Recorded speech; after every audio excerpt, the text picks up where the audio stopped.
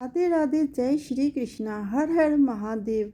चार धाम यात्रा को उसके सही कर्म के अनुसार करना उचित माना जाता है।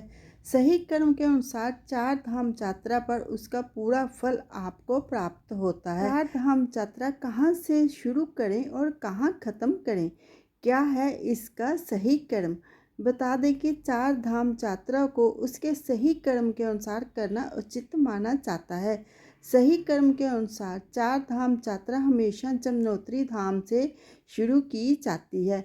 इसके बाद उसका दूसरा पड़ाव गंगोत्री धाम है, फिर तीसरा पड़ाव केदारनाथ है और आखिरी और चौथा पड़ाव बद्रीनाथ धाम है। और इसी धाम के दर्शन कर चार धाम यात्रा समाप्त हो जाती है। ये चार धाम इन देवताओं को समर्पित हैं। चार धाम यात्रा में जो चार मंदिर शामिल हैं उनमें यमुनोत्री, गंगोत्री, केदारनाथ और बद्रीनाथ धाम हैं। धार्मिक मान्यताओं के अनुसार जहाँ चार धाम यात्रा में शामिल पवित्र स्थल अलग अलग देवी देवताओं को समर्पित है। जैसे केदारनाथ धाम भगवान शिव को समर्पित है, बद्रीनाथ धाम भगवान विष्णु को, गंगोत्री धाम माता गंगा, यमुनोत्री धाम जमुना को समर्पित है। जहाँ पहुँचने वाले श्रद्धालु इन्हीं देवी देवताओं की पूजा कर उनकी भक्ति में लीन रहते हैं। छोटा चार धाम यात्रा आरंभ हो चुकी है। गंगोत्री, यमुनोत्री, केदारनाथ और बद्रीनाथ की यात्रा को छोटा चार धाम यात्रा कहते हैं। वैसे बड़े चार धामों के नाम हैं बद्रीनाथ, जगन्नाथ, रामेश्वरम और द्वारिका नाम।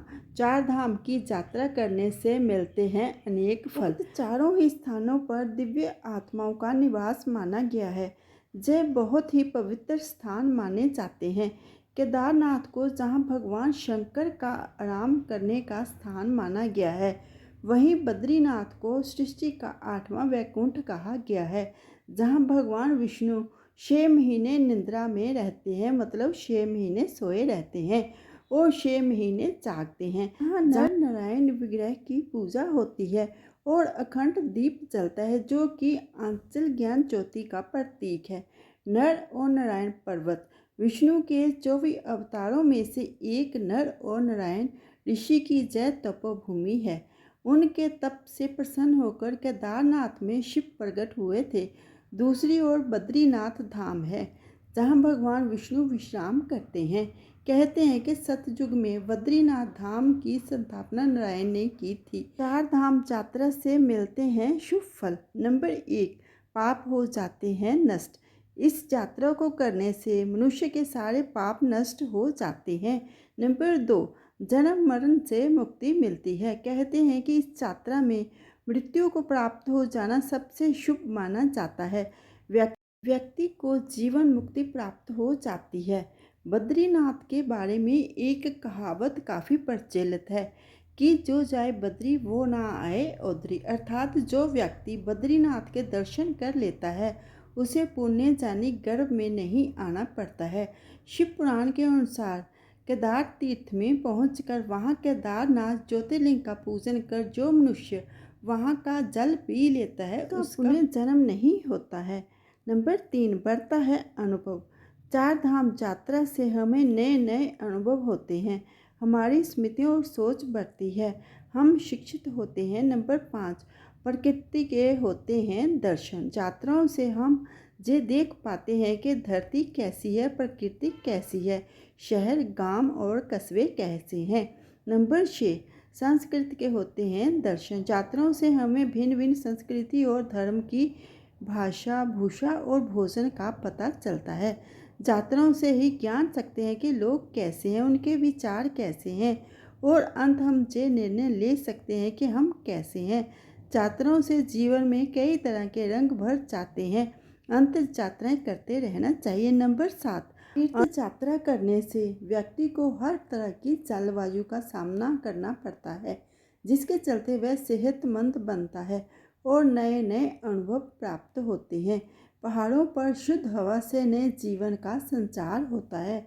नंबर 8, हिंदू धर्म में चार धामों की यात्रा करने से महत्व के संबंध में विस्तार से उल्लेख मिलता है। इसके माध्यम से व्यक्ति देश के संपूर्ण लोगों, उनकी संस्कृति, भाषा, इतिहास, धर्म और परंपरा आदि से परिचित ही नहीं होता, बल्कि वह अपने भीतर बौद्धिकता और आत्मज्ञान के रास्ते भी खोल लेता है। तीर्थ यात्रा करने से व्यक्ति में खुद के बारे में, लोगों के बारे में समझने की बुद्धि का विकास भी होता है। चलिए दोस्तों, जानते हैं हिंदू धर्म में क्यों जरूरी मानी गई है चार धाम यात्रा। ऐसा माना जाता है कि व्यक्ति को अपने जीवन काल में कम से कम एक बार चार धाम की यात्रा जरूर करनी चाहिए, क्योंकि यह जीवन भर के पापों को धोकर मोक्ष के द्वार खोलती है। इसके साथ ही व्यक्ति पुनर्जन्म के चक्कर से मुक्त हो जाता है। इसलिए दोस्तों, अपने जीवन काल में एक बार चार धाम की यात्रा जरूर करनी चाहिए। सब मिलके बोलिए शिव शंकर भगवान की जय। दोस्तों, अगर आपको ये वीडियो, ये जानकारी अच्छी लगी हो, लाइक करना, शेयर करना। जो मेरी वीडियो पर पहली बार आए हैं, प्लीज़ वो मेरे चैनल को सब्सक्राइब कर देना। सब्सक्राइब करना बिल्कुल फ्री है, और जिन्होंने सब्सक्राइब करके रखा है उनका दिल से धन्यवाद करती हूँ। सबके ऊपर शिव शंकर भगवान की कृपा बनी रहे। सब मिलके बोलिए शिव शंकर भगवान की जय। हर हर महादेव।